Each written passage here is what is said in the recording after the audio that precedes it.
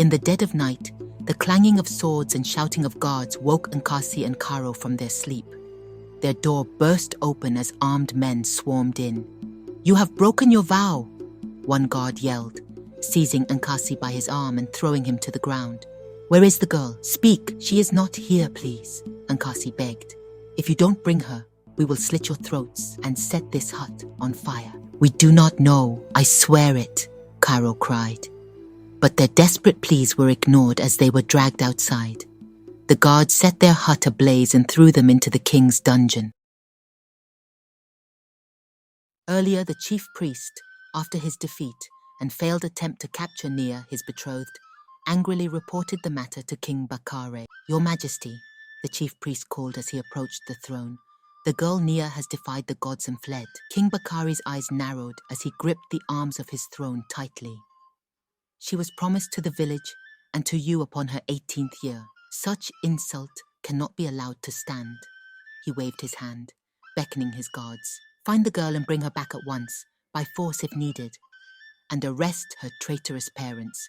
They shall rot in my dungeon for their disobedience. Send words to Bahotu to release Nia immediately," the king ordered his messenger. Now that Nia's parents had been arrested and the king's messenger was on his way to Bahotu, the chief priest's countenance was brighter. "I'll not be denied that which is mine," he said proudly. The next morning, King Bakare's messenger arrived at Bahotu. He met with chiefs of Bahotu, bearing a stern royal decree. "By order of the king, you are to return Nia to our custody at once. She is the rightful property of our gods, and her escape is an act of treason." Chief Okechukwu stepped forward and responded defiantly. "We will not turn this child over to suffer the depravities you call tradition. If she wishes sanctuary here, we shall protect her." The messenger stormed off to carry this refusal back to the kingdom. The king flew into a rage, his face reddening. His voice shook the very rafters of his throne room. "They dare defy me?" He slammed his goblet down, splashing wine across the floor. "So be it.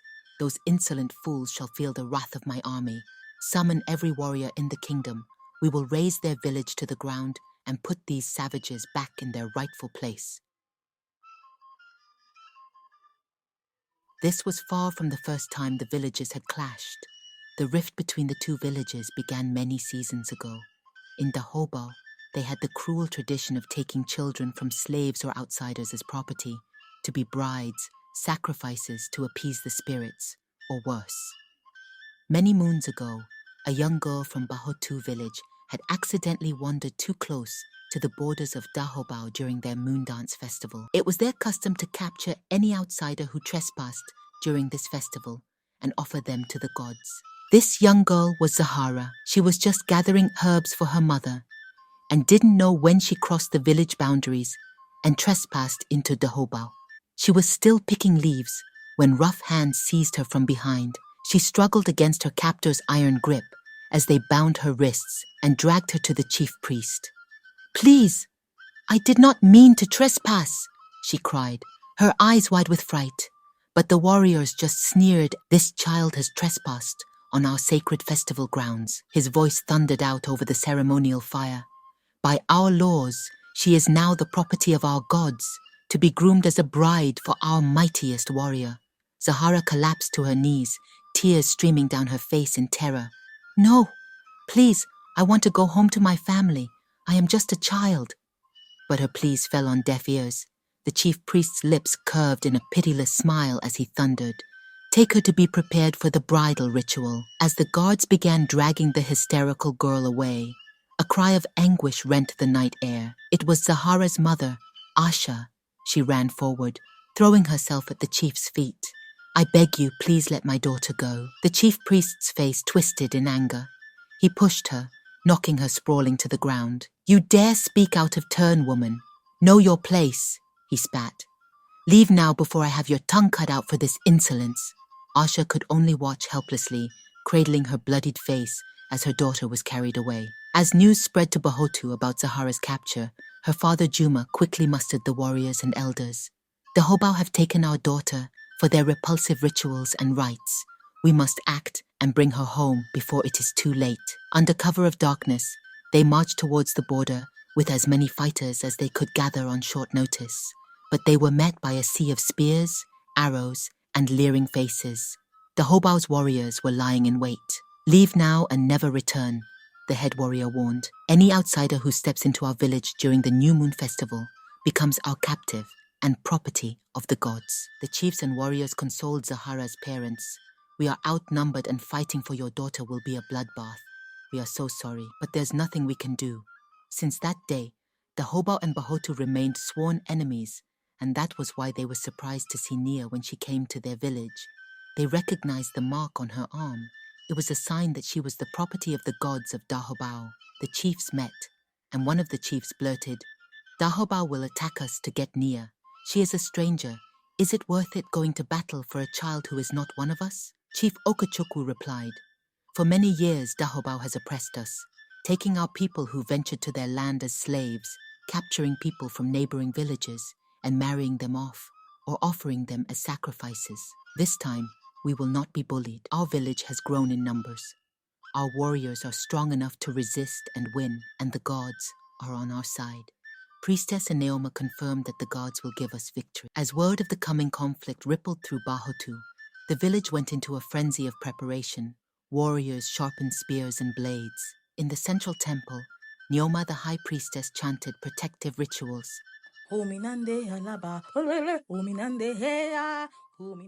As she called upon the nature gods to shield them from the dark forces she could feel gathering like thunderclouds on the horizon. "I can taste the chief priest's magic already pressing in. His communion with dark spirits gives their armies power, but we will overcome." Nneoma knew the battle was more spiritual than physical.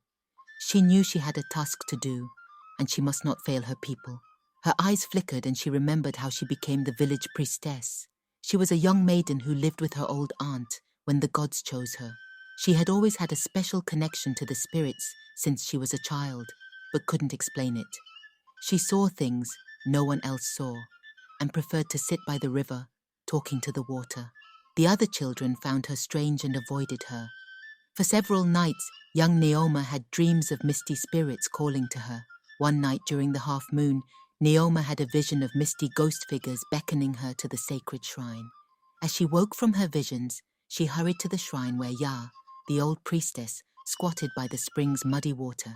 Nneoma knelt and told Ya about the spirit visions and chanting voices she heard. Ya cupped handfuls of spring water and flung it up, calling to her ancestors for guidance. After many hours, Ya smiled her toothless grin. "The spirits have chosen you. You will be the new priestess," Ya said. That night, drums beat to call everyone to the big Iroko tree in the grove. The elders came in long robes, making patterns with their feet in the dust. Nneoma stood barefoot and silent as Ya held a calabash with flames inside. Ya raised her staff and pointed to Nneoma, showing her to the villagers as the new priestess. The villagers chanted and hailed the new priestess. She anointed Nneoma's bare body with red dye and sacred oils as the people chanted birth songs. Ya gave Nneoma the holy staff, signifying her new role as the new priestess. Nneoma promised to listen to the spirits and keep the village safe. 10 days later, the old priestess Ya passed away and joined the ancestors. And Nneoma went to her grave, pouring libations and asking her spirit to guide her. From that solemn night on, it was Nneoma's duty to guide the village by understanding what the spirits wanted, and she has carried out those duties ever since. Her prophecies have saved the village in the past, from hunger, death, and illnesses.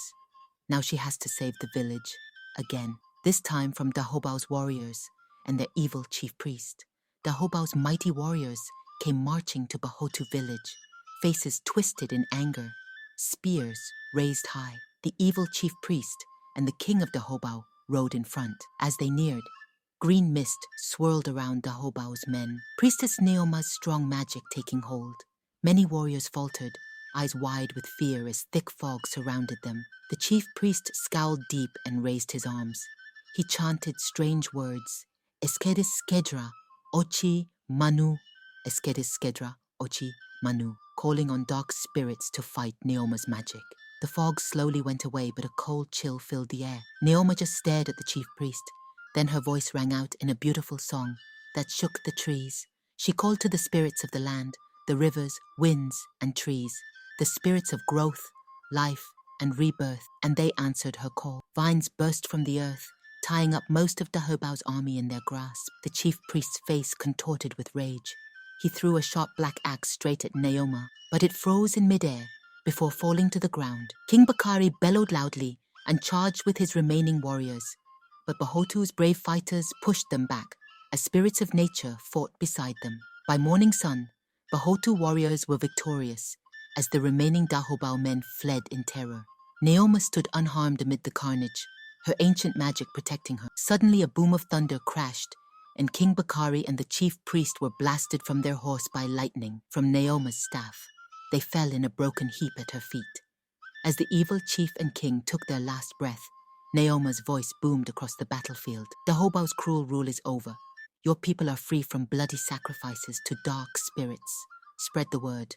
The old ways are no more. Any who defy this will meet the same fate. And so Dahobao fell that day.